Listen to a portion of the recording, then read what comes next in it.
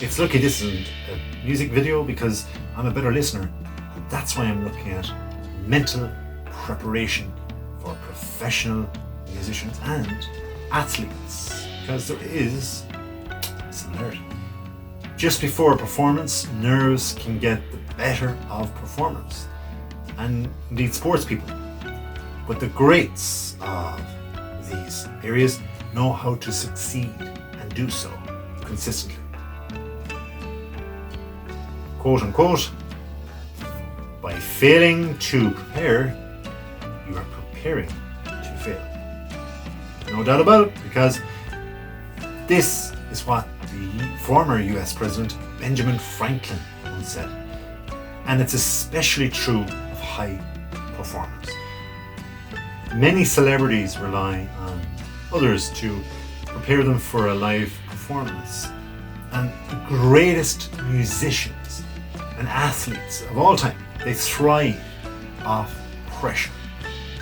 Without these around them, minders, bodyguards, even agents, representatives, and managers surround these high-performing professionals before they step on stage or out onto the field or play or onto the court. But none of them can hold their hand once the audience is seated and expectations are there of them to entertain them. That's why personal preparation is key, so that their performance and your performance is memorable enough for everyone to enjoy. The greatest of musicians and athletes, they realize the importance of the final few hours and indeed the last few minutes before performing, so that when the camera is on them, they are sharp and they are attracting the right type of attention. Now, although the great performers can prepare well, they also realize they have normal human reactions such as anxiety and nervousness. And this could be for, well, the up and coming performance, but it's how they manage these emotions that make them truly great once they perform. Truly great performers and all. Now, I've witnessed this firsthand and helped professional musicians and athletes and sports people manage emotions right up to the moment of performance, right up to when they step out there, when the light shines and the audience erupts with this expectancy of what they're going to get. Now, such was my success that I was asked a couple of times to manage, believe it or not, professional musicians. And these were high-class musicians and athletes. And being honest, the main reason I had such a success was that I was calm when they were, well, not. Sure, I had techniques and strategies to try to get them through and to get them through.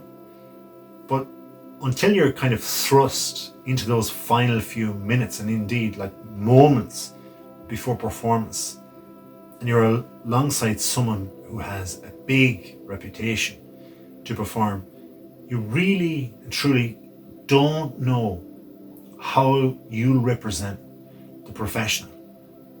You just don't know how the performer or the athlete will take to you and the connection between you and put it into their performance.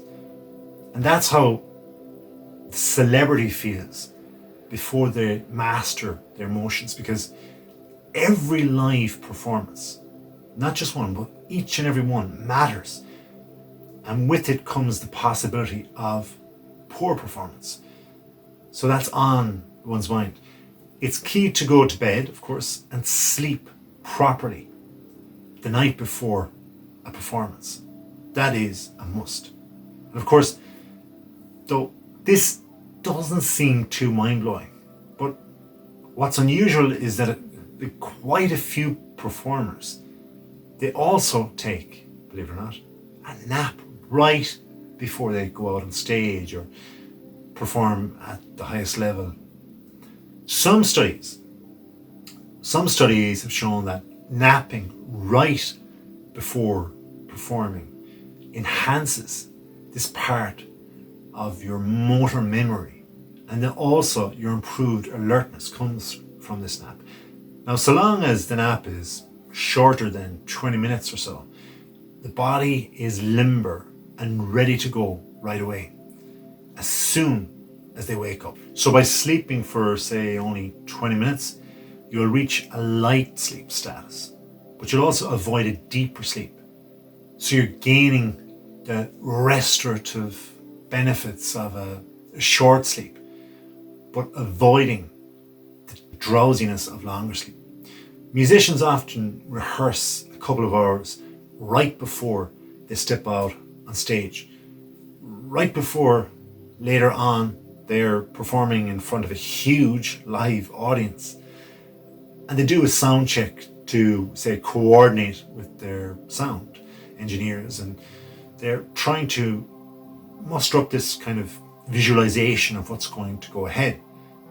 And they're usually run through a set of their most popular tunes, or trial maybe a new song or two as well. Essentially, it's a dry run, and it's there to open their lungs and remove that edge of, shall we say, uncertainty.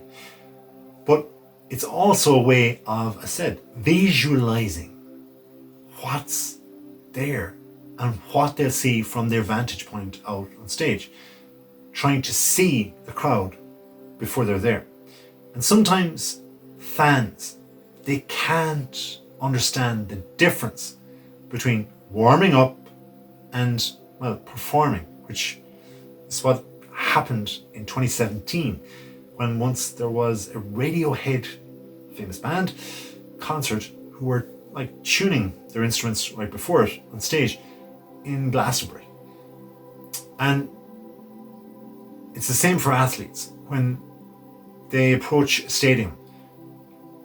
For example, basketball star LeBron James has been known to walk straight onto the court, like get off the team bus, just get to the stadium, and then goes to the court as soon as he gets there. He's avoided going into the locker room or even, say, taking off his coat. And instead, as soon as he arrives, he prefers to approach the court and run through the mental journey of stepping out there for real, where he'll be performing later on that night. He wants to go straight into it. And of course, James rarely performs badly when a game starts later on that night.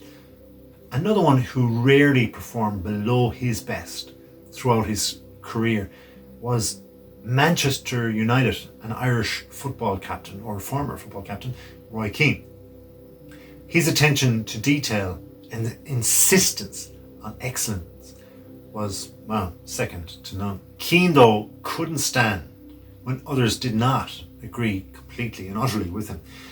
And, well, that was perhaps Keane's biggest weakness, because after reaching the heights that no other Irish footballer had achieved, certainly at that time, and few Manchester United captains had even attained, Keane's exit was sharp and unexpected.